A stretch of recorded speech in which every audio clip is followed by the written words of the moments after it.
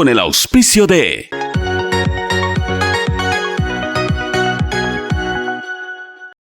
Saludos cordiales, amigos oyentes a través de Radio Centro y videntes a través de las distintas redes sociales de Radio Centro 101.3, también el YouTube Pocho Harp y el Facebook Live Radio Centro 101.3 y los tiempos de Pocho, que son las redes sociales que amplifican y reproducen estas entrevistas que hacemos en su programa Leyendas. Como hemos dicho siempre, en este programa Leyendas es para que la gente que ha hecho historia venga a contar esa historia. Y hoy tenemos a un histórico de la vida política y militar del Ecuador, el general Paco Moncayo, un hombre que definitivamente está grabado en la historia ecuatoriana como militar. Fue el comandante de operaciones en la guerra del Cenepa o en el conflicto bélico del Cenepa. También estuvo participando activamente en el conflicto del 81 con los peruanos, pero también ha tenido pues una vida importante en el accionar político. Fue jefe del Comando Conjunto cuando cayó la presidencia del entonces mandatario Abdalá Bucaram Ortiz y tuvo también una participación protagónica. Y luego, entrando a la política ecuatoriana, fue alcalde de la ciudad San Francisco de Quito, la capital de la República, y también fue ya en una última instancia de su carrera política candidato a la presidencia del Ecuador. Así que, mi general, siempre es un placer conversar con usted y más aún tenerlo en este programa para que cuente la historia de lo que usted ha vivido. Bienvenido. Muchas gracias por esta presentación, por esta bienvenida. Estoy encantado de estar con un amigo de muchos años. Así es, mi general. En esta ciudad que realmente conmigo ha sido excepcional. Y ya vamos a contar algunas cosas suyas vinculadas con la ciudad de Guayaquil, porque también fue el comandante de la zona militar y ahí hubo también acciones importantes para la urbe. Pero primero quiero comenzar, como siempre lo hago con mis invitados, con la niñez, con la adolescencia, con los primeros estudios. ¿Cómo así Paco Moncayo comenzó a vincularse a la vida militar? ¿Cómo era Paco Moncayo de niño? ¿En qué escuela, en qué colegio estudió Paco Moncayo? Bueno, yo soy un caso particular porque mi familia es riobambeña por siglos. ¿Usted también es riobambeño? Yo soy quiteño. Quiteño. Porque mi papá estaba doctorándose en la Universidad Central en Quito y mi mamá estaba graduándose como maestra del ilustre Normal Manuela Cañizares. En Quito también. En Quito. Entonces allí el Nace par de Paco riobambeños se casan, nazco, pero al año fuimos ya a vivir en Riobamba. O sea, su infancia fue en Riobamba. Hasta los 11 años. ¿Dónde estudió en Riobamba? Allí estudié los 3 primeros años en un colegio de las Madres Franciscanas, que era mixto, y después en Santo Tomás Apóstol de Riobamba, que es de los salesianos. Del 5º grado fui a Quito, y como llegamos provincianos a arrendar una casa allí en la calle Imbabura, estaba muy cerca de la primera escuela de la historia del Ecuador. ¿Cuál? San Andrés. Mire Así usted. es que terminé la primaria en San Andrés. Ya, y en esa época de infancia y sobre todo en esa etapa escolar de Paco Moncayo, ¿ya se vislumbraba un estratega, alguien que le gustaba jugar con muñequitos a la guerra? No sé. De lo que yo he visto en las fotos de mi infancia, son algunas de ellas como soldado de la independencia, con sable. Ah, en la escuela, Sí. en las fiestas escolares. Pero también asomo en una como San Francisco, con un cráneo en la mano y mi hermano Fausto al lado, con una de esas medallas, algo así, que usan los civiles que sirven en la iglesia. Yo creo que en mi familia la opción estaba clarísima: o me hago cura o me hago militar. Y bueno, y entonces termina en esta escuela San Andrés, que según usted señala es la primera escuela que hubo en el Ecuador. Y entra a la etapa secundaria, ¿directamente al colegio militar o pasó por otro colegio? Al colegio Mejía. ¿Al patrón Mejía? Al patrón Mejía. El patrón Mejía era el semillero de cadetes. Muchos íbamos allá a dar exámenes en el colegio militar pasando del Mejía, ¿no? Y aquí hay una anécdota muy interesante. En el Mejía estaban los fuertes y los que estaban en el gimnasio y todo, y decíamos, no, que vamos a ir al colegio y nos ve, ustedes mequetrefos, van a entrar.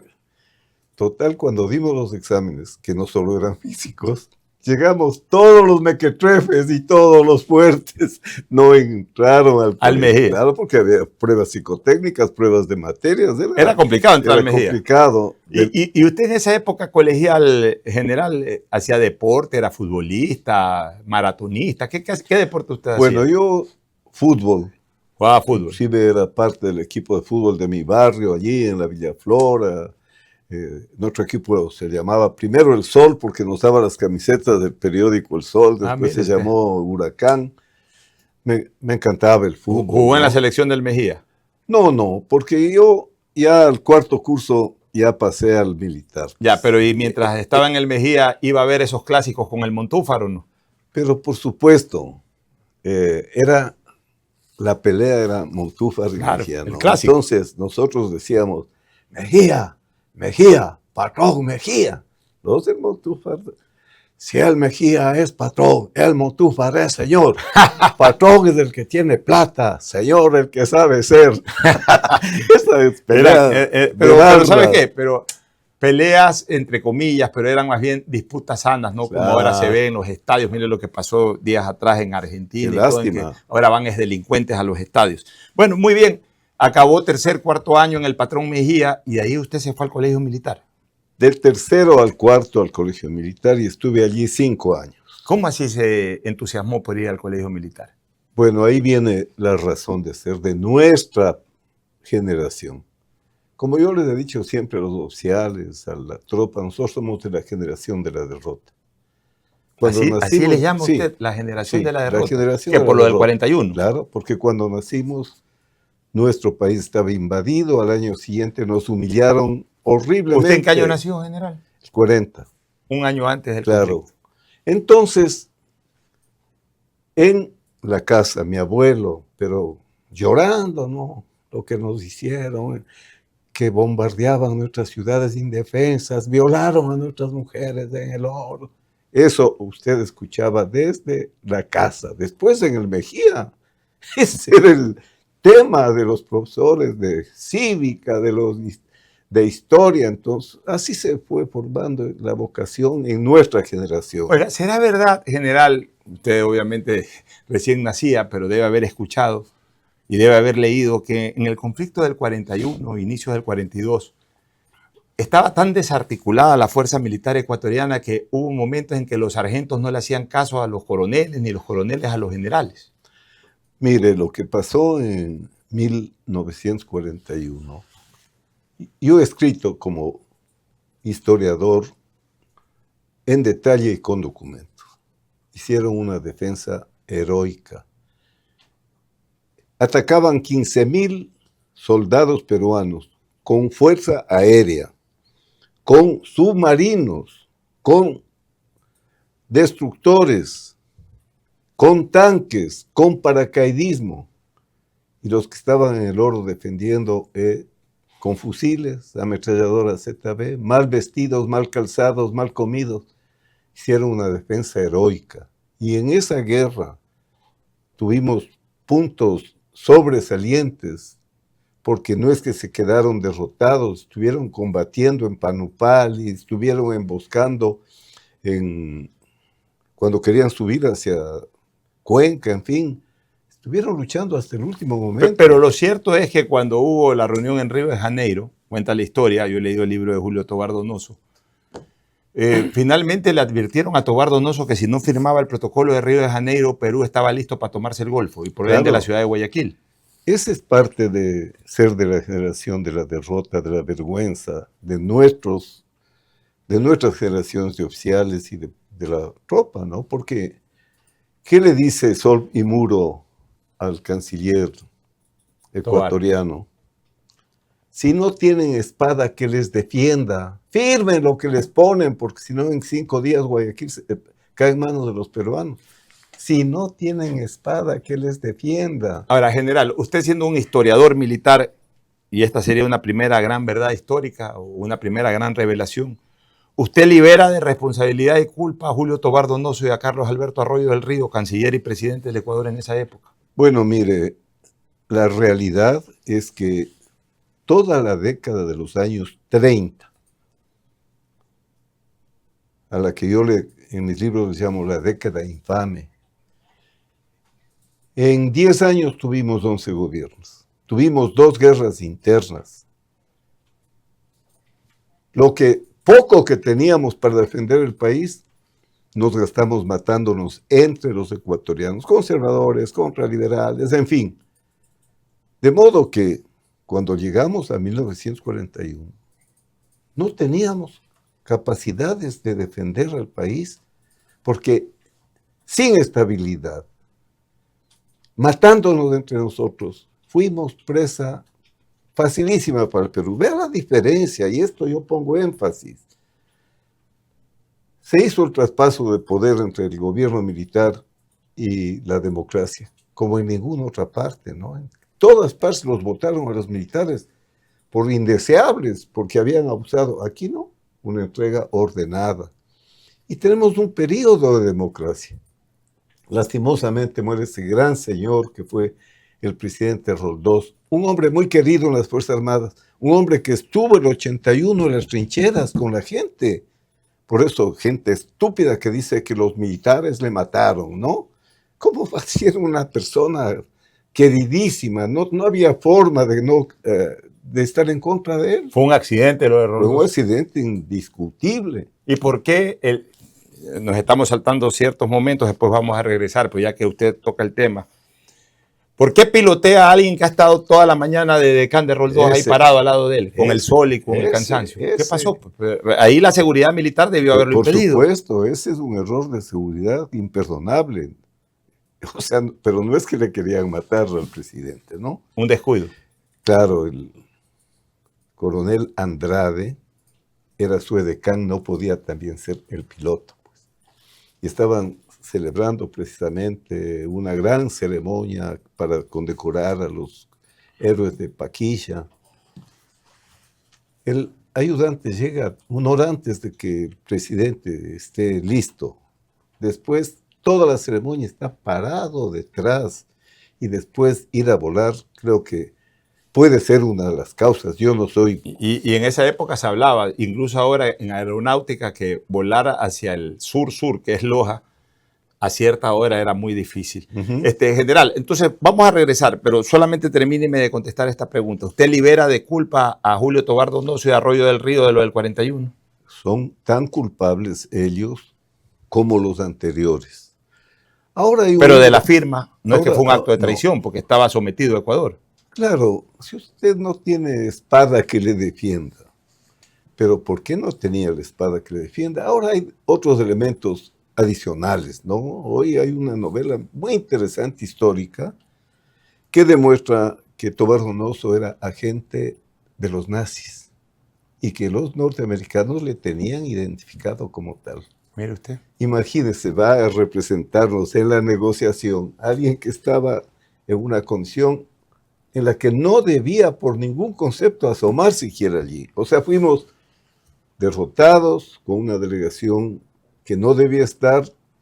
Por eso somos nuestra generación, la generación de la derrota. Bueno, pues volvamos ahora a su época colegial. Usted pasa al colegio militar y ahí ya le nace el espíritu de ser militar. Oiga, esto hay que decirlo, ¿no? Yo durante 5 años me levanté a las 5 de la mañana, pasé por la ducha de agua helada, salí a formar. Durante 5 años, cada madrugada me preguntaba el oficial, y después 5 años como instructor hacía yo lo mismo. ¿Para qué vamos a trabajar en este día? Para fortalecer nuestro cuerpo y nuestro espíritu, para recuperar por las armas lo que la política y la diplomacia han cedido. Vivíamos con propósito. Todo el día trabajábamos duro, 10 de la noche para ir a dormir. ¿De quién son el Amazonas y la región oriental? Del Ecuador son por herencia. Del Ecuador son Estaban con la sangre en el ojo. 5 años. De los 16 a los 21. Todos los días vivíamos con propósito. Cuando nos graduamos de oficiales, no sabíamos si habrá sueldo o no habrá sueldo, pero teníamos eso en la cabeza, ¿no es cierto? cada día, después de la ducha helada, ¿para qué vamos a trabajar? Eso nos falta en el país. Tener propósito de país. ¿Para qué nos levantamos cada día? El propósito en esa época, hablo de los años 30 y pico, cerca de los, hablo de los años 50 y pico, cerca de los 60, cuando usted se estaba formando, el propósito era recuperar la soberanía del Amazonas. Claro, esa era la razón de ser. Para eso estábamos en una vida durísima, 5 años de una vida durísima. ¿Quiénes eran sus compañeros de promoción en ese momento? Bueno, de los generales que después han conocido. Oiga, éramos casi gemelos con Miguel Iturralde. Que en paz descanse. Que en paz descanse. Tiene hasta un equipo de fútbol el nombre de Miguel Iturralde. Sí. Con él hemos estado juntos toda la vida, ¿no? También Miguel Víctor Vallas, que fue jefe del Comando Conjunto en la guerra. Carlos Magno Andrade era un año antes. Y mire usted, ¿por qué cree que en la guerra yo conformo un agrupamiento de selva Miguel Iturralde? Y en el transcurso del conflicto, cuando se amplía el número de gente y el sector, creo otro agrupamiento de combate, Carlos Magno Andrade, para honrar la memoria de esos excelsos generales. Ya habían muerto en accidentes. En accidentes vinculados al trabajo. El general Iturralde, por ejemplo, En un helicóptero, creo. Cayó en el helicóptero y se puso él a evacuar a la gente, estando herido, y murió, pero salvó a la gente. Oiga, otros generales, por ejemplo, el general Pepe Gallardo Román, ¿era de su generación o era mayor? Él era 2 años antes que nosotros. El general Jorge Ortega, que fue comandante del ejército. Compañero mío, fue el comandante del ejército. Es que mandamos, era Víctor Vallas, Jorge Ortega y yo éramos compañeros de promoción. General Luis Piñeiro. Bueno, él fue de mucho antes, ¿no? Fue un muy buen general, pero de tiempo antes. Él fue ministro y yo era teniente coronel, algo así. Bueno, viene la formación militar de Paco Moncayo. Paco Moncayo se convierte en oficial de las Fuerzas Armadas, comienza a ascender en distintos grados, hasta que el año 1981, en el gobierno del presidente Roldós, inicios del 81, fuimos sorprendidos, yo era un muchacho de 15 años, fuimos sorprendidos con una noticia preocupante. Comenzaron a haber escaramuzas en la cordillera del Cóndor y luego se genera un conflicto bélico en 3 destacamentos, Paquilla, Mayaicu y Machinaza. ¿Usted estuvo en territorio? Comenzó el conflicto y yo era profesor en la Academia de Guerra. Me había graduado primero en la academia y me dejaron de profesor. Así es que comenzó el conflicto y todos los alumnos y profesores nos desmovilizaron de la academia para ir a las unidades. En mi caso, el señor general Richelieu Le Boyer ordenó que sea su ayudante de orden. Y él, con él viajamos, él fue el comandante de división en el Oro. Estábamos 20,000 soldados listos para combatir. ¿Con buena preparación? Con buena preparación, con una provincia que la teníamos, pero como un ajedrez. ¿Pero qué pasó? Porque la memoria histórica habla de que finalmente sucumbimos también en ese conflicto. El problema fundamental es que no hubo interés de ampliar el conflicto, ni del Ecuador ni del Perú. Y también me tocó participar acompañándole a mi general Le Boyer en las conversaciones que hubo en Tumbes y que hubo en Huaquillas de las 2 delegaciones peruana y ecuatoriana. La verdad es que llegaron a una solución, que se separen los unos hacia la vertiente oriental, los otros hacia la vertiente occidental de la cordillera del Cóndor. O sea, fue una escaramuza, no terminó siendo un conflicto bélico abierto. No, no fue un conflicto abierto. Distinto a lo del Alto Cenepa del 95. Esa fue una guerra. Ya vamos a hablar de esa. Entonces, pero ¿por qué entonces se generó esa sensación de que los peruanos nos dieron en el 81? Recuerdo yo, por ejemplo, la intervención del canciller Barrera Sosa, mi tocayo, Alfonso Barrera Sosa, brillante en la OEA, pero nos quedó a los ecuatorianos la sensación de que finalmente cedimos, de que finalmente los peruanos nos dieron nuestro cocacho. ¿Esa fue Bueno, la sensación verdad, y fue la realidad o fue una mala ver, comunicación al no, no, respecto? es una realidad, pero hay que decir también que en esa ocasión perdimos la guerra de la comunicación, que en 95 ganamos ampliamente. Nosotros para el mundo éramos los agresores, Perú manejó eso magníficamente. Hasta en eso no tuvimos una muy buena conducción, que es importantísima la comunicación, pues no para defender la causa, para explicar los motivos. En definitiva, claro que nos atacaron, nos destruyeron nuestros destacamentos y quedaron ellos con eso en la zona no delimitada. Lo peor es que no hubo ningún acuerdo. O sea que no se firmó nada. No se Y firmó quiero nada. corregir, dije Barrera Sosa, que era un brillante médico guayaquileño, Barrera Valverde, Alfonso Barrera Sí. Valverde fue el canciller de Ecuador. Recuerdo su intervención en la OEA. En definitiva, entonces se acabó el conflicto, Perú se fue por un lado, Ecuador se fue por otro lado. Y entonces, ¿por qué tanta alaraca de ceremonia en el Atahualpa, el día en que muere el presidente Roldós y galardones y tantas cosas? Si no hubo nada y lo poco que hubo, quedó la sensación de que habíamos perdido. No, bueno, hubo gente que murió, que quedó herida, que quedó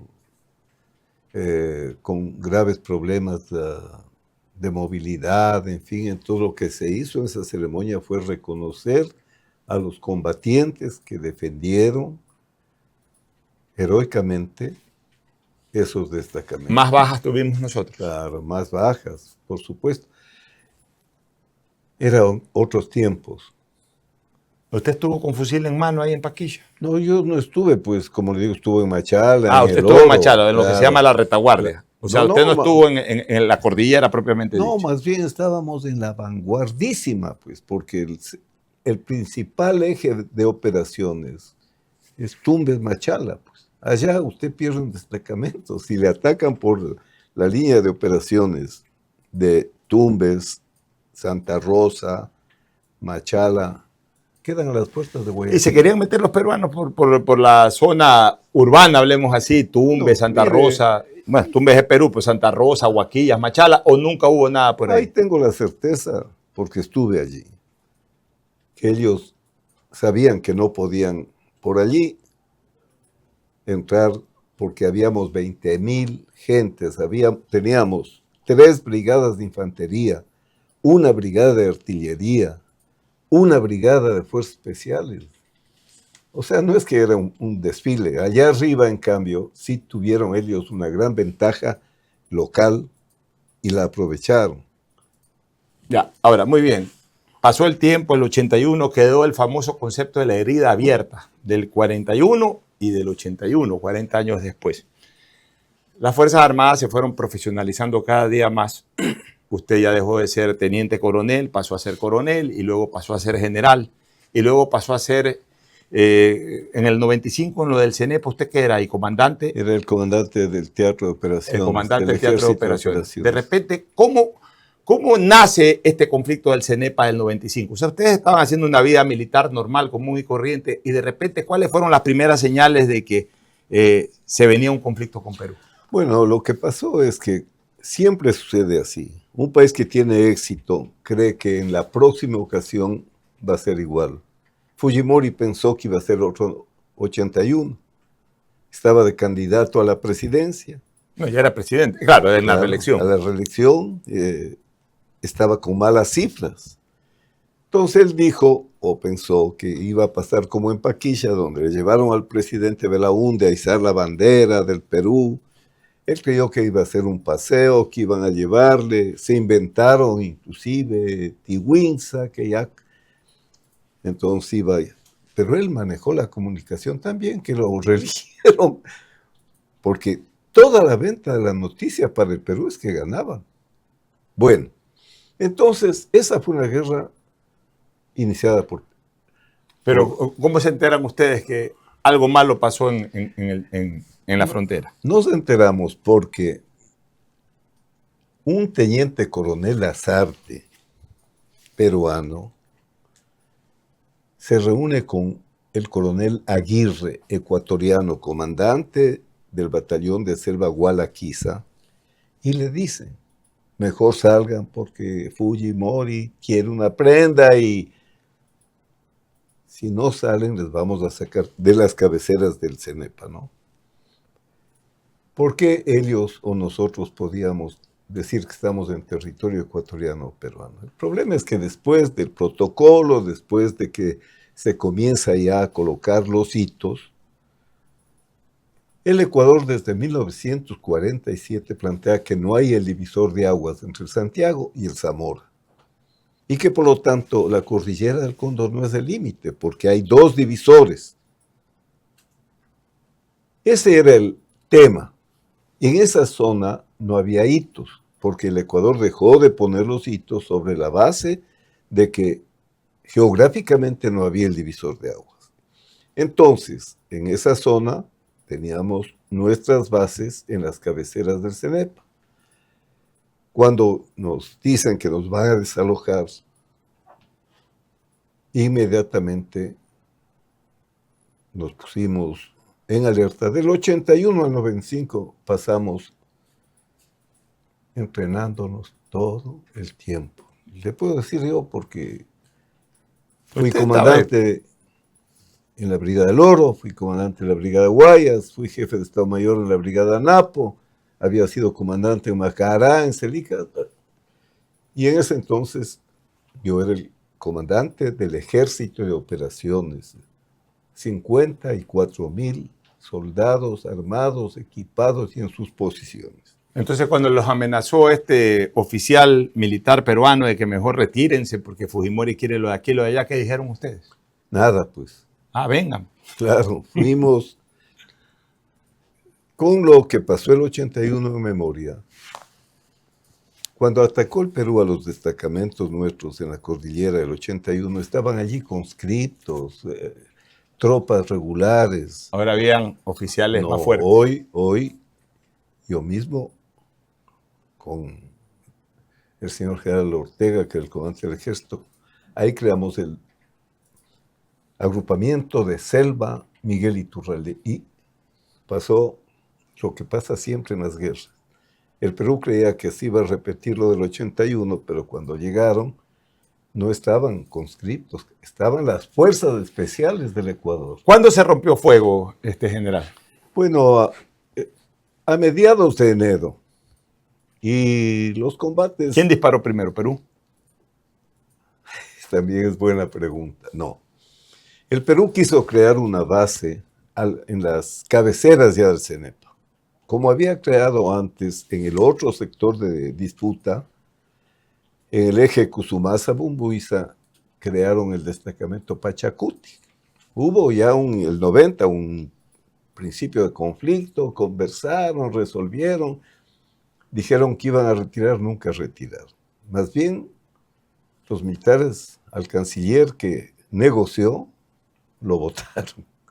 Entonces, aquí pasaba una cosa similar. Quisieron crear un destacamento en la cabecera y nosotros comenzamos porque nosotros desalojamos ese destacamento. Y ahí se vino el zafarrancho. Claro. Ahora, ya militarmente, ¿quiénes tenían más hombres y armamentísticamente, quiénes tenían armas más poderosas? Bueno, el Perú tenía un ejército mucho más poderoso, ¿no? Tenía unas fuerzas armadas con experiencia de combate, además, porque habían estado combatiendo, sobre todo los batallones antisubversivos, habían estado combatiendo permanentemente contra los... Sendero Luminoso. De Sendero Pero Luminoso, en selva, o más bien estaban preparados en lucha urbana. Ese es el tema. No, ellos estaban preparados también porque se peleó mucho en el sector de Ucayali y por ahí, ¿no? Pero cuando usted pelea con los guerrilleros, ellos no tienen la misión de defender nada. Disparan, desaparecen, ¿no? En cambio, aquí se toparon con un ejército tan preparado como ellos. Tan preparado como ellos, entrenados, pero cada quien sabía lo que tenía que hacer porque habíamos hecho cientos de maniobras, de ejercicios. Vivíamos en eso. Nada se improvisa. No hay resultado que llega por milagro. Todo hay que trabajar duro para tener, como en la vida. Así es. Hay que Ahora, trabajar. general, ¿cuán importante fue tener en el conflicto del CENEPA, por ejemplo, como ministro de Defensa a José Gallardo Román, que era un militar experimentado, había sido un instructor militar ya en servicio pasivo en ese momento, pero obviamente como ministro de Defensa, me imagino, se integró a todos ustedes y entre todos coordinaron la defensa? Fue una pieza crucial, mi general José Gallardo Román. Por ejemplo, cuando yo dispuse preparar las órdenes para desalojar esa base, no es que yo, no, volé a Quito. Me recibió mi general Gallardo y el comando conjunto y les expliqué lo que le acabo de decir. Entonces, mi general Gallardo, adelante. Pero el ministro de Defensa no puede disponer porque solamente es un secretario del presidente. Total apoyo. Voy a hablar con el señor presidente. Y él lo convenció a Sixto de que... Bueno, pues Sixto entregó prácticamente el manejo del país, el manejo del conflicto a los militares, como debe de ser. Pero como debe ser, ¿no? Pero la conducción política es la clave. Yo lo admiro al presidente. Subió mucho la moral el famoso ni un paso atrás. Claro, por supuesto. Después de esa reunión con Miguel Gallardo, él salió a decir ni un paso atrás. ¿Eso cómo lo va a motivar a todo el ejército, todas las Fuerzas Armadas? Si es su presidente, el que comanda la guerra en el nivel político. Entonces Miguel Gallardo, además era miembro del Consejo de Seguridad, pues como ministro de Defensa. Allí lo mismo, por si habían personas que sí, que la economía, que... Pero Miguel Gallardo tuvo un papel fundamental en la conducción política y estratégica de la guerra. Es que hay hasta señales, ¿no? Yo lo recuerdo porque yo ya estaba en plena actividad periodística y cubríamos en esa época, todos nos vinculamos a este conflicto. El general Gallardo, que ya estaba en servicio pasivo, pues obviamente vestía de saco y corbata ordinariamente, pero para esa guerra volvió al camuflaje, al traje de guerra. Y entonces ya ahí eso generaba confianza porque estaba en las mejores manos, en las manos de los comandantes. Ya ahí en el CENEPA usted estuvo ahí, en la cordillera del Cóndor. Ya claro, usted estuvo ahí, claro, digamos que junto a sus soldados. Claro, pero ahí, yo siempre digo, yo nunca he hecho nada raro ni excepcional. A nosotros nos educan que el comandante tiene que estar donde queman las papas, así en términos vulgares. No puede estar desde lejos, pelearán nomás, ¿no? En Machala, por ejemplo, claro, cuando la cosa estaba seria por la cordillera del Cóndor. Yo llevé mi puesto de mando a Patuca, donde está. Patuca, claro. Me acuerdo que ahí llegaban los aviones a Patuca y de ahí se distribuían. Ahora, hubo varios destacamentos, algunos recuerdo de memoria. Pues, Tihuinza, que fue el más emblemático, Cóndor Mirador, Patuca y otros más. ¿Por qué de repente Tihuinza se convirtió en el destacamento emblemático de ese conflicto? Fue un invento de Fujimori. Quería tener dónde ir a subir la bandera para decir que han ganado la guerra. ¿Y llegó él y subió en Tihuinza o inventó ese Tihuinza? Nunca llegó a Tihuinza, pero me parece que los militares le dijeron que ya han tomado Tihuinza. Igual al día siguiente, a mí me llamaron, pero ya llorando mucha gente, ¿no? Otra vez, al día siguiente entró... Periodistas entraron, nacionales, sí, extranjeros, hasta peruanos. Sí. Fue uno de los momentos más gloriosos cuando se hizo la bandera del Ecuador, claro, se cantó el himno nacional. Y con GPS. Bueno, pero... Aquí es Tihuinza. Los peruanos decían que Tihuinza lo tenían ellos. Recuerdo incluso, ¿sabe qué foto nos bajó la moral? Porque el Ecuador en ese momento se inmiscuyó, todo el Ecuador en este tema, ¿no? Nos bajó mucho la moral cuando Fujimori saca una foto bañándose en el río Tihuinza, supuestamente ahí rodeado obviamente de sus generales, de sus coroneles. Y ahí Fujimori en el río Tihuinza. O sea, encima que nos tomamos Tihuinza, vengo hasta bañarme al río. Claro. ¿Fue verdad que se bañó ahí en el río Tihuinza? ¿Qué pasó ahí? Nunca. Él anduvo en todo el conflicto lejos del área de combate con un equipo de periodistas que era la campaña presidencial de Fujimori. Pero sí hubo una periodista que cuando Llegó un momento en que ya habíamos firmado inclusive el tema de Itamaraty y siguieron atacando, ¿no? Entonces, cuando dispuse utilizar nuestra artillería, que teníamos una artillería muy poderosa allí, ahí se le ve que sale corriendo, pues... Fujimori. Claro. O sea, nunca se tomaron No, Tehuichi. nunca. Ya, nunca. y finalmente, ustedes tampoco avanzaron. O sea, nosotros los ecuatorianos no avanzamos con nuestras tropas a territorio de ellos. No, mire, esto es importantísimo. El militar tiene que cumplir la orden política. El presidente nos dio esa orden a través del mando. No pueden avanzar de la línea que va de Cóndor Mirador hasta Soldado Monje. Nosotros con esa restricción combatimos todo el tiempo. ¿Por qué? Somos bien formados, profesionales, sabemos que, igual que decíamos, ¿no? El nivel táctico, pues el soldado tiene que estar, ya en el nivel de conducción operativa, el general tiene que estar pensando en un mundo. ¿Y qué tendrá que estar pensando el presidente? Obviamente el presidente no quería que se amplíe la guerra, no porque no pudiéramos haber ganado, sino porque un país tiene una economía, tiene un...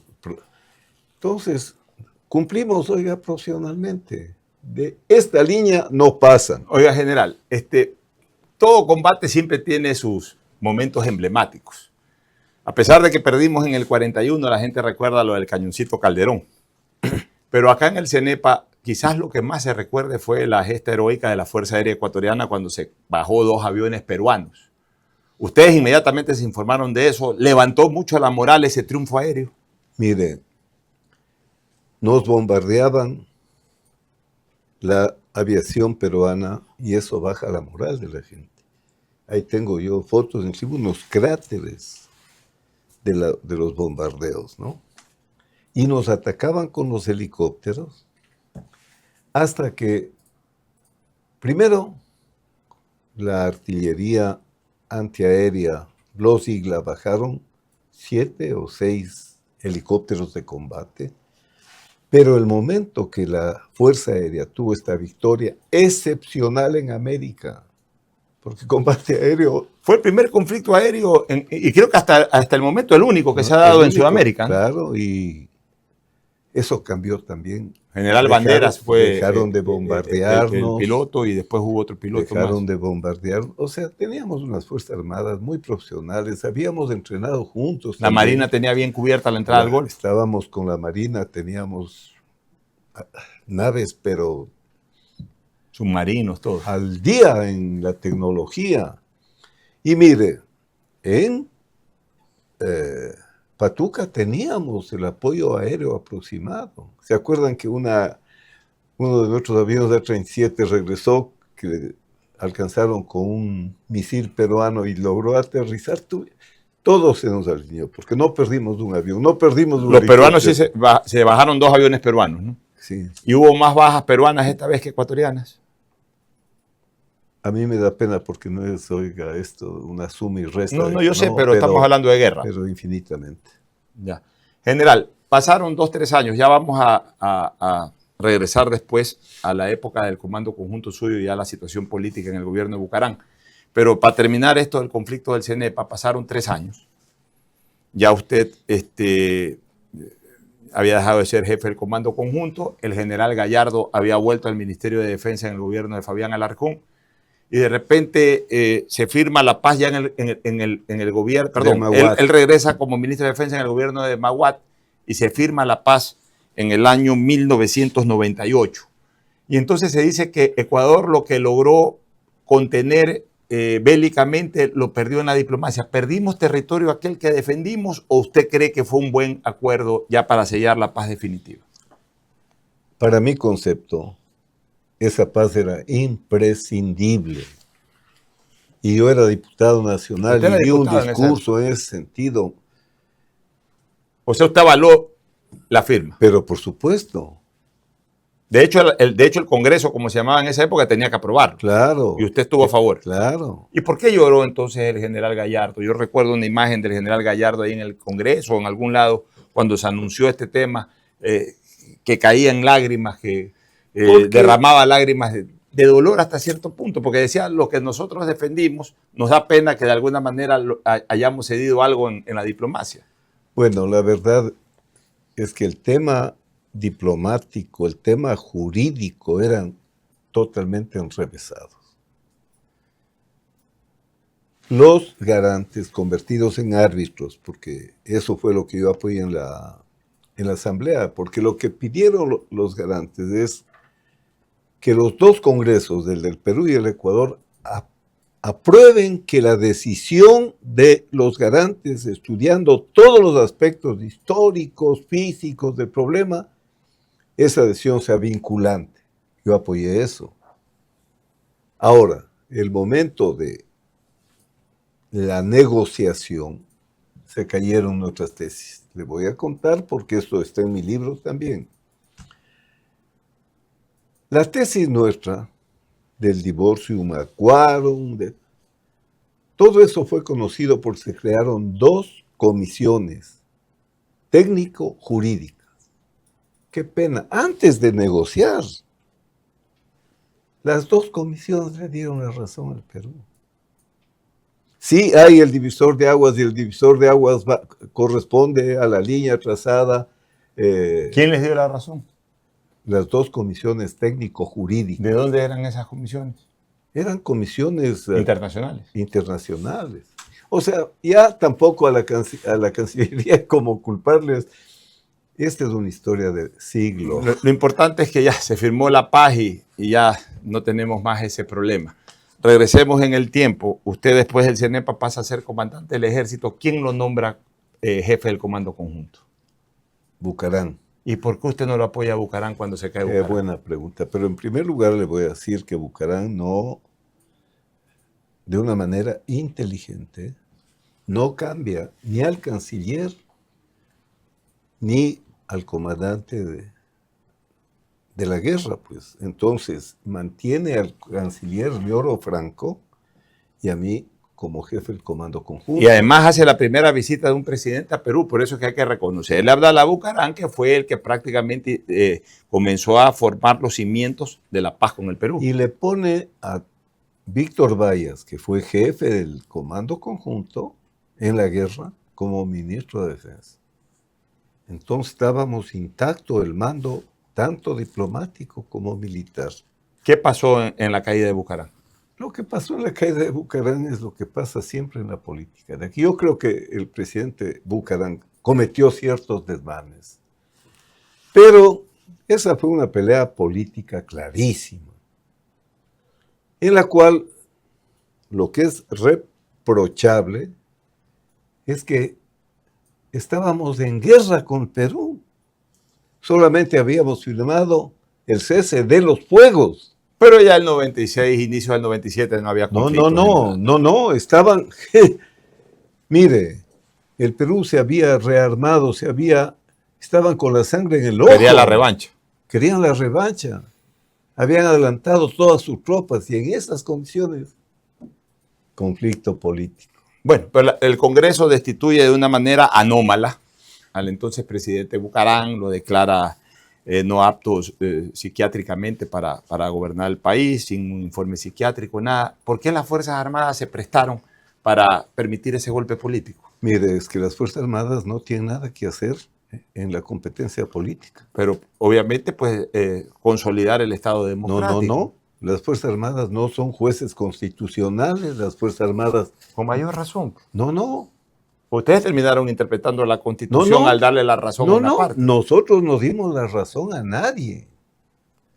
La señora vicepresidenta con toda la razón reclamaba, porque soy la vicepresidenta. El Congreso dijo, no hay norma en la Constitución para el reemplazo en caso de ausencia definitiva. Es el Congreso el que tiene que designar. El presidente Bucarán, con justa razón, si a mí me eligió el pueblo. En ese rato fue el Congreso Nacional el que tomó la decisión. ¿Qué habría hecho yo como irme a tomar el Congreso? Entonces, ahí está grabado. Yo salí y dije,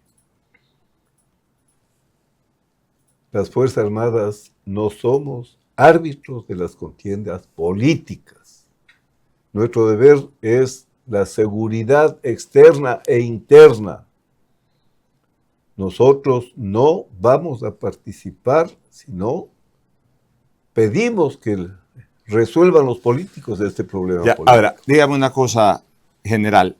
¿Es verdad esta famosa frase que se le atribuye siempre a la cabeza de las Fuerzas Armadas cuando hay estas revueltas y que dicen que se la utilizó en la caída de Bucarán, en la caída de Maguat y en la caída de Gutiérrez? Que llegan al Palacio de Gobierno y le dicen al presidente, señor presidente, ya no podemos garantizar su seguridad. No, esta vez no fue así, todo lo contrario. Hicimos todo un operativo para sacarlo al presidente Bucarán. Utilizamos una ambulancia, porque había un pueblo que estaba rabioso.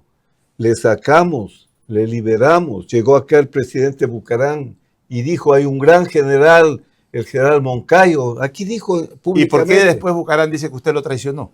¿Cómo? Es que esa es una idea que los políticos...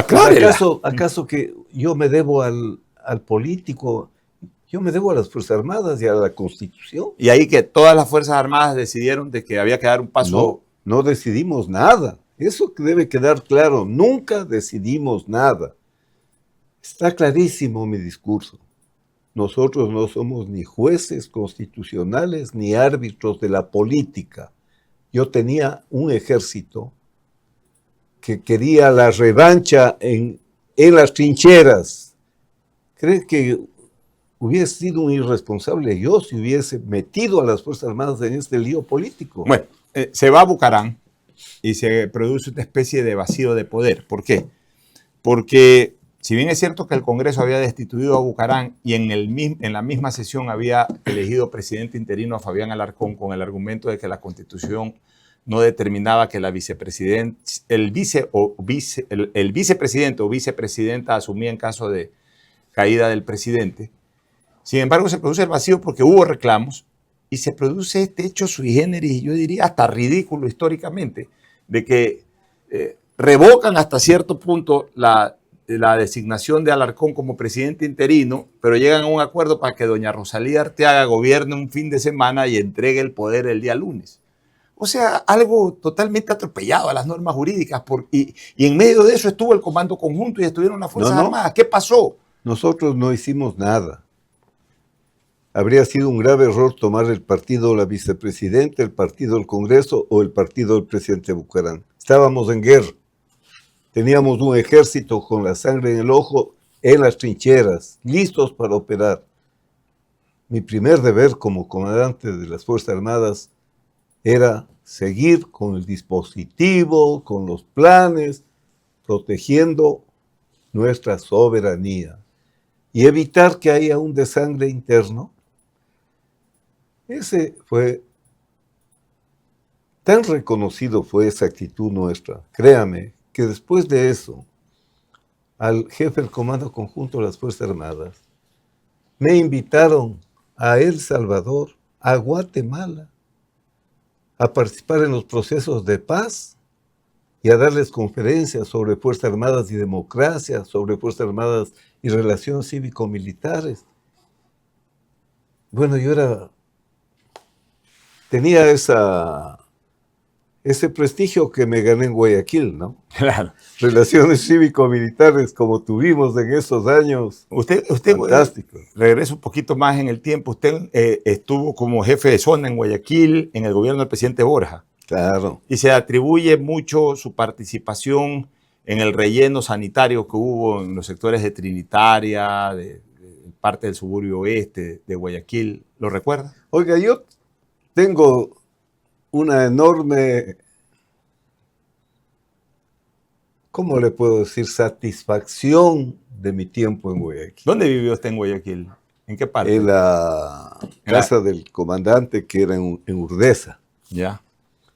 Mire, cuando yo llegué acá, También la ciudad de Guayaquil estaba en una crisis completa. Acuérdese usted que hubo el gobierno de la señora Bucarán, de Harry Soria. Sí, sí, sí, claro. Y me tocó trabajar arduamente, hasta en la recolección de basura, pero especialmente. Cada sábado los jóvenes de Guayaquil estaban en todas las bases militares. Había la conscripción pues, en esa época. Era El servicio militar. ¿Usted cree que fue un error sacar el servicio militar? Por supuesto, vea, todos estos jóvenes que hoy están siendo víctimas del crimen organizado en ese entonces tenían un alto valor cívico, participaban. ¿Usted traería nuevamente la obligatoriedad del servicio militar? Por supuesto, pero estudiantil, ¿no? Estudiantil. Mire, usted mismo se acuerda cuántos cursos de reporteros de defensa, de reporteros de seguridad, de reporteros de guerra en las universidades, en la laica, en la nacional, en la católica. Yo aquí en Guayaquil me realicé plenamente como militar y también como ciudadano. Y le voy a decir que mucho me sirvió esa experiencia para ser alcalde en Quito. Mire usted, y aprendió a comer comida guayaquileña. ¿Cuáles eran sus platos favoritos cuando estaba en Guayaquil? La guatita, pero si fuera demagogo, le voy a decir que sería... el encebollado en esa época no era el plato típico, favorito. Yo sí era hincha a muerte del seco de chivo, y más cuando yéndome a la península. Paraba en Zapotal.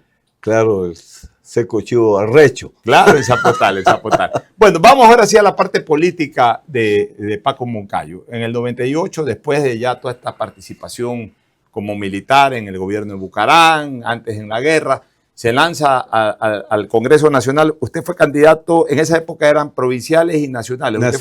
Usted fue candidato nacional. Entró con buena votación. Muy buena votación. La gente recordaba al gran héroe del CENEPA y de paso los que habían estado en contra del gobierno bucaramista de alguna manera lo vinculaban como parte fundamental de la caída de Bucarán. Entonces por eso también tuvo esa votación. Muy bien, en el Congreso pasó esta situación y cuando cae Maguad, ¿hay alguna participación, alguna intervención suya que incluso llegó a generar una acusación como de participar en el golpe de Estado? En esa ocasión estaba en el partido, estábamos reunidos porque una situación muy grave, y llegó un oficial a pedirme que vaya, porque les van a bombardear. Y si yo estoy, eso no va a pasar. Entonces en el partido me dijeron, no vaya, ¿por qué se va a meter en ese lío? Digo, pero si mis compañeros que combatieron conmigo están yendo a matarse entre ellos, es mi deber ir, y fui por eso. Además, con una condición, ¿no? Porque cuando fue Freddy Herrera, por ejemplo, le recibieron, le votaron no sé qué barbaridades de hoy. Yo voy allá siempre con calle de honor. Y fui, estaban los militares allí, pues tomados, y entré. Ahí nos fuimos al salón del plenario y me hicieron la limpia, ¿no? Esa ceremonia que hacen, porque habían algunos indígenas que eran los que se habían tomado el palacio. Y estando allí en esas circunstancias, euforia total, ya renunció Maguad. O sea, yo he tenido la mala suerte de estar en los momentos, pero no tuve nada que ver. ¿Y de qué se lo acusó exactamente? No, es que obviamente estuve en el Congreso donde estaban los sublevados por esta razón que le digo. Legislador. Claro. Pero ¿no le trajo consecuencias políticas esa situación? No. Vea cómo gané la alcaldía después. Bueno, de ahí viene la alcaldía. El 2004 usted se lanza de candidato a alcalde de Quito y gana. ¿Quién fue su rival ahí? Su rival más importante. Rodrigo, primero Roque Sevilla, ¿no? Que usted le gana a Roque. Le ganó a Roque. Que había sido alcalde de Quito. Claro, y bueno, gané con más del 60%. ¿Y cómo califica su alcaldía? Nunca es bueno calificarse. Pero, ¿qué recuerda? A ver, porque aquí nos van a ver mucho en Quito y todo, y es importante que se recuerde 5 obras importantes de Paco Moncayo en la alcaldía de Quito. Bueno, en primer lugar, yo recibí la ciudad con 65% de agua potable, le dejé con 98%. Recibí con 58, algo así, de alcantarillado, le dejé con 96. Recibí el centro histórico ya con tarjeta amarilla de patrimonio y le dejé como el mejor centro histórico declarado por la UNESCO como la mejor gestión del patrimonio cultural en el mundo.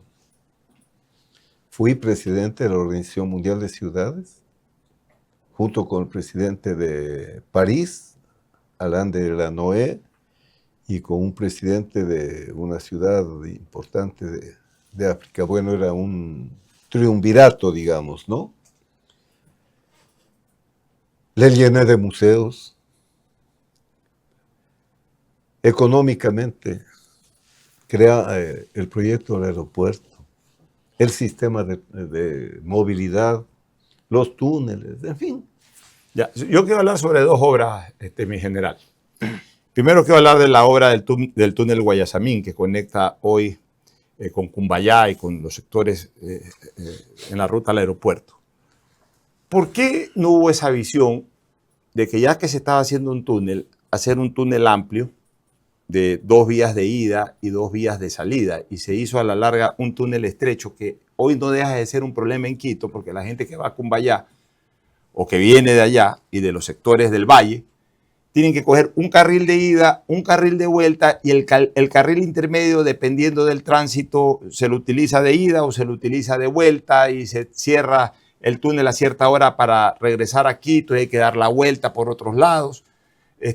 ¿Por qué no se hizo, ya que se hizo tremenda obra, no se la hizo pensando en el futuro, en hacer, por ejemplo, 2 buenos carriles de ida, 2 buenos carriles de regreso? No, es que eran 2 túneles.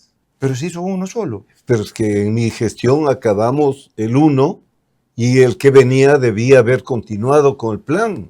Nunca hicieron el segundo túnel. Pero ahí existió el plan. Totalmente. El diseño y todo. Totalmente. ¿Y por dónde iba ese otro túnel? Paralelo con el túnel.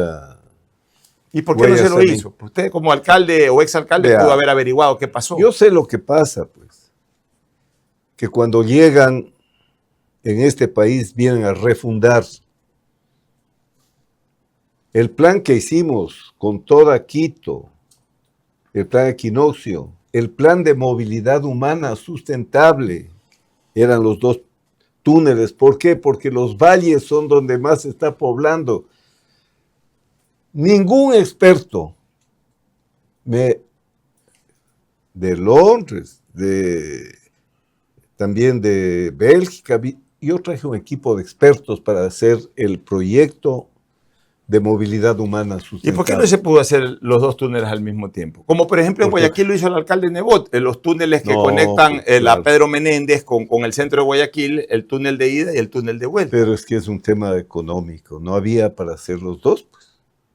Pero el plan estaba para hacer los 2. ¿Y no era más cómodo en uno solo hacer pues de doble vía? Lo lógico era, no. Es que usted vea la topografía de allá, vea los túneles de aquí y compare lo que es bajar la montaña allá para hacer un túnel en esa topografía. Entonces lo lógico era que ni salga la tuneladora, nada, y pase al segundo. Todo lo que hizo Moncayo no vale. Oiga, reinauguramos la ciudad, se embarcaron en el metro. Todo el plan técnicamente elaborado y todos los expertos no se metan a hacer metro. Quito no es para eso, es un proyecto demasiado caro. Hacer un túnel, la solución era el metro en superficie. Usted tenía ese plan del metro en superficie. Ahí está el... Pero prefirieron hacer el túnel subterráneo y no les va mal hoy en Quito. No les va mal, es un buen proyecto. Sería absurdo decir que no lo es, pero ve usted, no tienen plan de mantenimiento, no tienen... O sea, a mi juicio, un político debe escuchar a los expertos. Y quizás uno de mis méritos y el haber tenido una alcaldía tan fructífera, reconocida en Quito, vaya usted pregunte, es porque no hice nada que no sea lo que técnicamente correspondía hacer. Bueno, y la otra obra, quizás la más polémica de Paco Moncayo en la alcaldía, fue tomar la decisión de cerrar el aeropuerto Mariscal Sucre en la urbe, en la ciudad, y llevárselo al sector donde está ahora, ¿cómo es? Tababela. Allá está el nuevo aeropuerto, pero se discutió mucho en los previos y cuando se estaba construyendo que ni era el lugar ideal y también se hablaba de ciertas incongruencias en el financiamiento, el costo, etcétera. Mire, ¿qué pasó con ese aeropuerto? Estuve 2 veces enjuiciado, de la noche a la mañana, en Santiago de Chile, en la reunión de los presidentes iberoamericanos y el rey, en esa famosa reunión en la que el rey le dijo, Chávez, ya cállate. Sí, claro. En aquella 2007. ocasión, tomó la palabra el señor Correa y dijo, el mayor atraco de la larga noche neoliberal, ese aeropuerto de Quito. Yo dirigí el proyecto.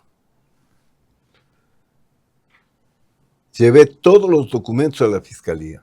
Señor fiscal Pesantes, aquí está. Si el presidente dice que aquí hay un atraco, yo he dirigido esto. Vengo a que me enjuicien. No encontraron nada y me volvieron a enjuiciar porque he firmado una garantía.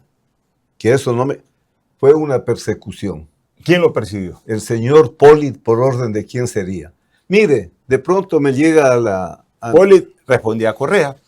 O sea, ¿usted se considera un perseguido de Correa?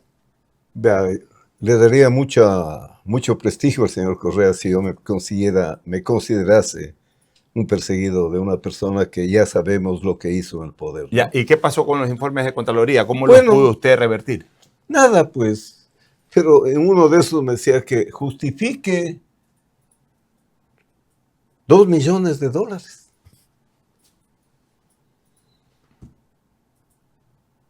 Dije, me pusieron plata, porque todo puede pasar, ¿no? Porque lo que me dijo la segunda en la fiscalía es orden de arriba que a usted lo destruyan políticamente. ¿Sabe qué? Habían en el Banco Rumiñahui, mi única cuenta que tenía, habían sumado los ingresos y los egresos. Y sumaba el total y querían que justifique la suma de los ingresos con los egresos. Mire, yo tengo mi casa de cuando fui capitán, tengo mi oficina. ¿Sigue viviendo ahí? Claro. En Cotocollao, creo que. En Conocoto. En Conocoto. Ahí vive no todavía tengo usted. Plata. ¿Vive no en Conocoto todavía? Claro, ahí vivo, en mi barrio desde capitán. Y claro, paseo por donde sea. Usted anda bien. Con la frente en alto. La No, gente lo y saluda. además muy reconocido. La gente aquí lo saluda. en cualquier se toma ciudad. fotos ahí en Quito. Sí, así. Oiga, pero para terminar lo del aeropuerto, usted hace el aeropuerto, que indiscutiblemente es una gran obra, es un buen aeropuerto, pero hace un aeropuerto sin vías de acceso. Y ojo, que eso es lo que nos preocupa acá también en Guayaquil, que se está hablando siempre, viene ya tiempo hablándose del aeropuerto en el sector de Chongón, pero con una vía que está totalmente colapsada y que es la única. En Quito pasó algo similar. De hecho, ahí sí se hizo el aeropuerto, pero para llegar a Quito, en esa época, cuando recién se inauguró el aeropuerto, eran viajes de casi 2 horas porque había que pasar por una serie de poblados, claro, etc. ¿Por qué se puso el zapato sin ponerse la media? O sea, ¿por qué hizo la obra sabiendo que el aeropuerto es un lugar en donde va mucha gente y sale mucha gente sin las vías correspondientes hechas previamente? Oiga, ¿no es cierto que solo un estúpido habría hecho, no? La vía Gualo-Puembo para unir la autopista Simón Bolívar con el aeropuerto, financiada por el BID, lista para construir. El alcalde que entró dijo, no, esa villa se llama Paco Moncayo, y no hicieron la vía.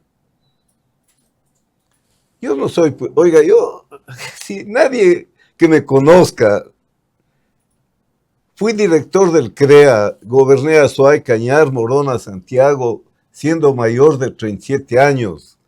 Y hasta ahora se recuerdan con cariño de mí en Cuenca. Oiga, ¿cómo voy a hacer una torpeza así? Todo esto apesta a Moncayo. Un proyecto de ciudad reconocido mundialmente. tirado al suelo porque el socialismo del siglo XXI iba a cambiar todo, pero cambiar para mal es fácil. Claro. Ahora, general, ya en la parte final de la entrevista y también en la parte final de su carrera política, sin embargo, después de su paso por la alcaldía, hubo dos candidaturas fallidas, hablemos así, porque no terminaron con buenos resultados. Primero, la alcaldía de Quito. Usted volvió a insistir como candidato a la alcaldía, si no me equivoco, creo que en la que ganó Rodas o en la que ganó Barrera. No, en la que ganó El radiodifusor, Yunda. Yunda. Esa fue en el año 2000, creo que fue en la elección del 2019. 19. Verá. Usted ya había participado en la elección para presidente de la República. Claro. Entonces comencemos por la de la presidencia de la República. Como que a usted le quedaba pendiente algo, la candidatura presidencial. Y se lanza, pero de repente apareció por Centro Democrático, el partido o movimiento que en esa época era dirigido por mi buen amigo Jimmy Jairala. Se lanza a esa candidatura, pero sin una mayor base política partidista y no es un buen resultado el que obtiene Paco Moncayo. Claro, ¿qué pasó ahí? Mire, yo leal con la izquierda democrática acepté esa candidatura que además fue respaldada por todos los sectores, digamos, de la socialdemocracia. Me preguntaron, oiga, ya tiene por lo menos unos $50,000 para la campaña. Entonces ahí me di cuenta que no es posible hacer una campaña electoral. Pero a ver, pero eso le puede pasar a un novato. Pues usted ya había sido alcalde de Quito y todos saben que una campaña no cuesta 50 ni 100 mil dólares, pues, menos una presidencial. ¿Por qué se metió a sabiendas de que estaba jugándose hasta su prestigio electoral y político a una campaña casi que al sacrificio? Era un candidato para ganar. Comencé con el 14%, sin campaña. Pero realmente hacer una campaña sin recursos, pero lo más importante, creo que debo reconocer que, pero no es un error cuando uno dice, puedo servirle al país, y créame que no soy vanidoso, otras causas habría sido si es que yo ganaba esa campaña, porque en el CREA ahí está mi paso, en la alcaldía ahí está mi paso. ¿Qué pasó con Mario Canesa, nuestro buen amigo que estuvo el domingo pasado también aquí en Leyendas? Era su candidato vicepresidencial y de repente algo pasó y renunció a esa candidatura. No fue el candidato conmigo, no. Pero él se presentó como candidato a la vicepresidencia. Conmigo no. Mi candidata desde el inicio fue una joven abogada manavita. No, claro, sí fue al final, pero inicialmente era Mario el candidato. Entiendo que a la vicepresidencia de la República, cuando usted ya había sido anunciado candidato por Centro Democrático, pero de por repente, supuesto un personaje tan respetable, ¿no? Y luego se lanza usted a la candidatura a la alcaldía. ¿Y qué pasa en esa campaña con Yunda? Verá, en esa campaña, a las 12 de la noche, me llama el director de la campaña y dice, tenemos ganada la alcaldía. ¿A las 12 de la noche de qué? De la víspera de las elecciones. Ya, el sábado, previo al domingo electoral. Me dice, duerma tranquilo, hemos hecho la encuesta de la víspera que nunca nos ha fallado, ganamos la alcaldía. ¿Usted corrió por la ID? Por la idea. 2, 3 de la tarde me llama Lenny Moreno. Paco, te felicito, hicimos boca de urna, ganaste la alcaldía, vamos a trabajar juntos. 8 de la noche apagón informático, acuérdense, si no me estoy inventando nada. Pero eso fue en la elección presidencial, no en la seccional. No, en la de la alcaldía. ¿Volvió a haber otro apagón? Apagón informático. Créame, era imposible, ¿no? En la boca de urna ganaba, en todas las encuestas ganaba. Y ahí no hubo un poquito también de error estratégico de Paco Moncayo de no haber querido ir al debate entre alcaldes, que en esa época no era obligatorio. No, verdad. Entre candidatos a alcaldes, perdón, no entre alcaldes, entre candidatos a alcaldes. Desaconsejaron. Yo quería ir pues, porque para discutir de los temas de Quito. ¿Y por qué no fue? Porque eran 17 y lo que dijo Hay que oír a los ¿Qué expertos. dijeron los expertos? Vas a ir a que todo el mundo Te caiga encima. te caiga encima y va a ser una pérdida de tiempo. Y un, le vas y un militar teniéndole miedo a que todo el mundo le caiga encima. No, Usted que pues, aguantó oiga, la arremetida de los peruanos, pero vea, si no yo... va a debatir con pero unos vea, políticos vea, sin mayor peso. si usted es candidato, hay una elección de la campaña. Usted tiene que ser disciplinado. Pero si yo le he ganado a Rodrigo Paz, pues en Quito, igual con mucho más del 50%, a Roque Sevilla, en Quito cualquiera le dice, no le podía haber ganado nunca Yunder General. Vaya a cualquier barrio de Quito, vaya donde sea. Ahorita que lo dice, caigo en cuenta algo, ¿no? Quito es complicado en elecciones para la alcaldía, a diferencia de Guayaquil. Guayaquil le reconoció al PSC, primero en León Febres Cordero y luego en Jaime Nebot, sus buenas administraciones, y los religió cuantas veces ellos quisieron. En Quito, Rodrigo Paz, que fue un gran alcalde, no fue reelecto. Usted, que fue un buen alcalde, no fue reelecto. Sí, fue reelecto. Pues. Pero una vez nomás, pero después cuando volvió a intentarlo en el 2019. Pero ya después de que salí, ¿no? Ya, por eso digo, o sea, ahora verá. Como que en Quito siempre buscan sangre nueva o caras nuevas. Déjeme decirle una cosa.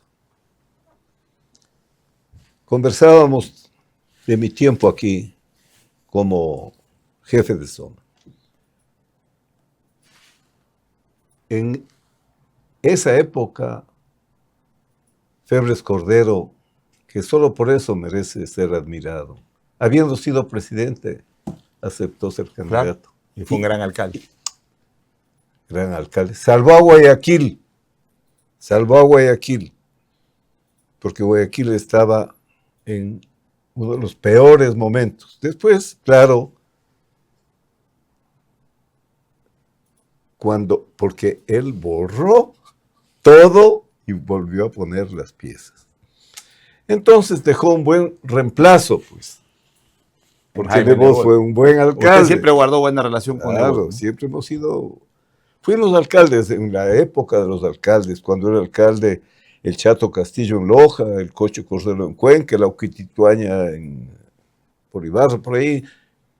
Los alcaldes éramos... Tenían peso pesado en la política. Así es, mi querido general. Bueno, para terminar ya, preguntas un poco más suaves.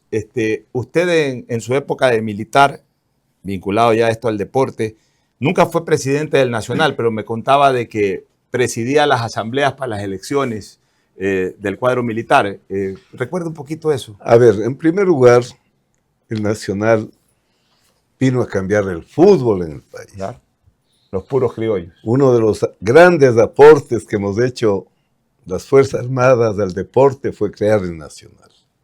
¿Cuándo se justificaba el puro criollismo?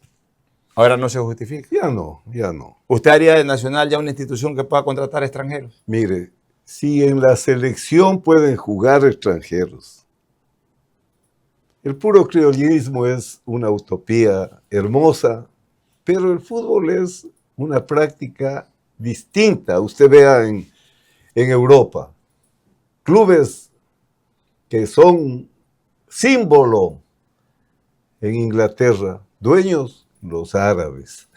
Entonces ya el fútbol... ¿Usted estaría de acuerdo que los militares nuevamente retomen la administración del Nacional? No. Los militares tienen... Vean, estamos en una guerra nuevamente. Tienen que estar con la cabeza 100% en ganar la guerra al crimen organizado. Y lo van a hacer si les dejan hacer. Ni tampoco que den aportes ya al cuadro militar. Tampoco estaría de acuerdo. No, porque mire, si yo soy hincha del Barcelona y soy cabo, ¿por qué tengo que aportar para otro equipo? Los equipos tienen que jugar con sus propios medios, pero no pueden hacerse el harakiri. ¿Usted era socio del Nacional? Hasta ahora soy. Ya, y presidía las asambleas. Presidía cuando estuve en servicio activo, ¿no? Nuestro club nos llenó siempre de... Y cierto que se repartían las presidencias. Este periodo de la Fuerza Terrestre, la próxima la naval. Sí. O sea, trinca vida. Sí. Claro, pero con el Nacional, el fútbol ecuatoriano se puso en el sitio que hoy Así es. está. No hay que olvidar la historia, ¿no? Ahora, cumplió un papel en su época. no, claro, el Nacional es uno de los grandes del fútbol ecuatoriano. ¿Usted está de acuerdo con lo que hizo el presidente Noboa de declarar la guerra interna a los grupos delincuenciales? ¿Usted cree que las Fuerzas Armadas están cumpliendo el rol que a usted le gustaría que cumplan? ¿Usted cree que deberían de reformarse, tal como lo pidió el pueblo ecuatoriano con el voto sí en el 24, de que los militares entren a ser parte de la seguridad interna del país, en la lucha por la seguridad interna, ya no solamente de fronteras? La mejor decisión de las que ha tomado hasta ahora el presidente fue aquella, porque además no es una decisión loca, está perfectamente sustentada en el derecho internacional, especialmente en el derecho internacional humanitario.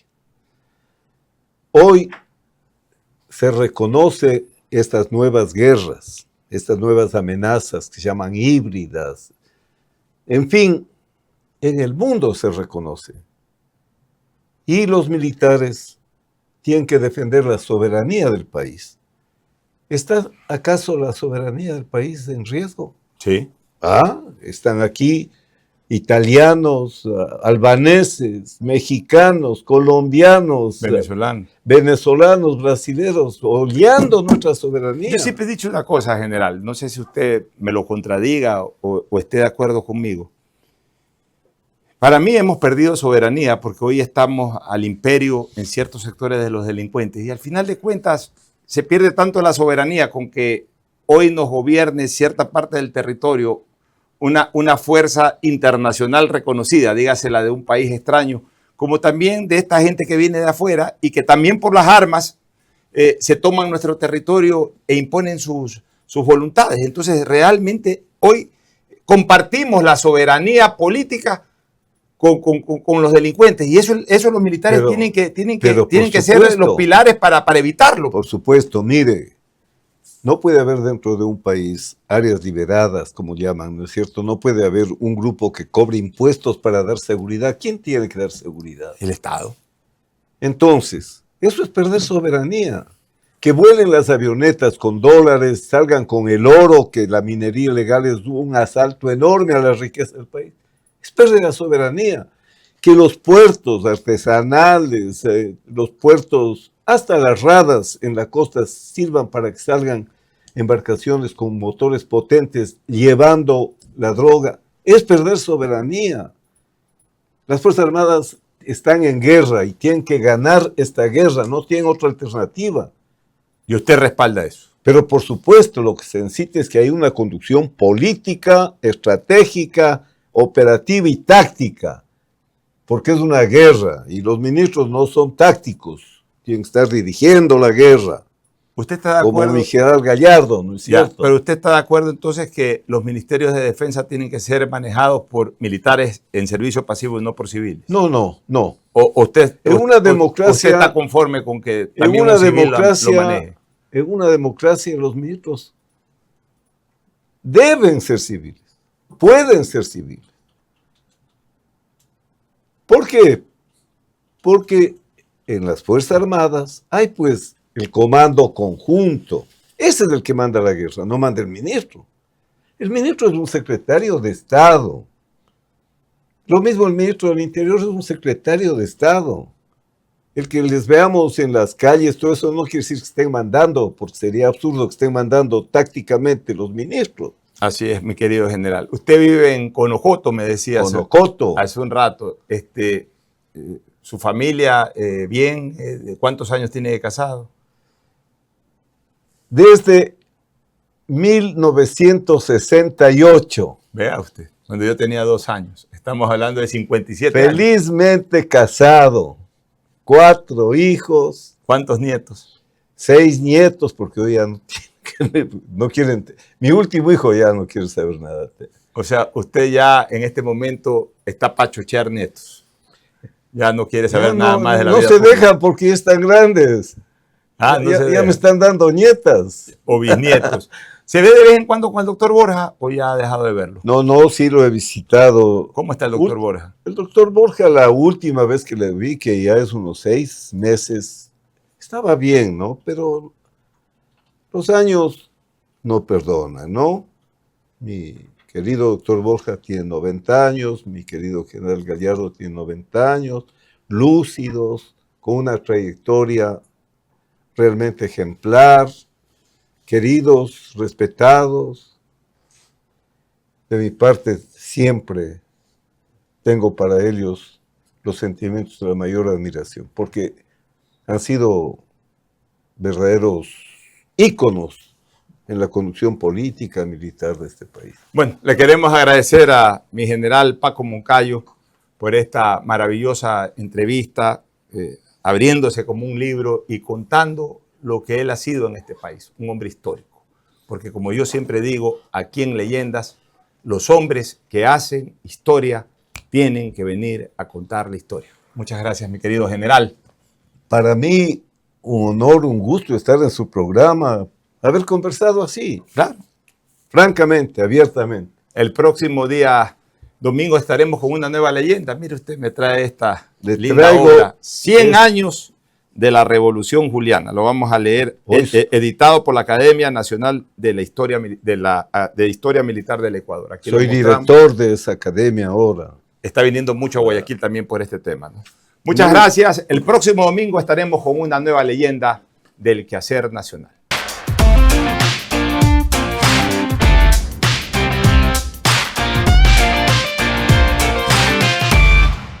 Con el auspicio de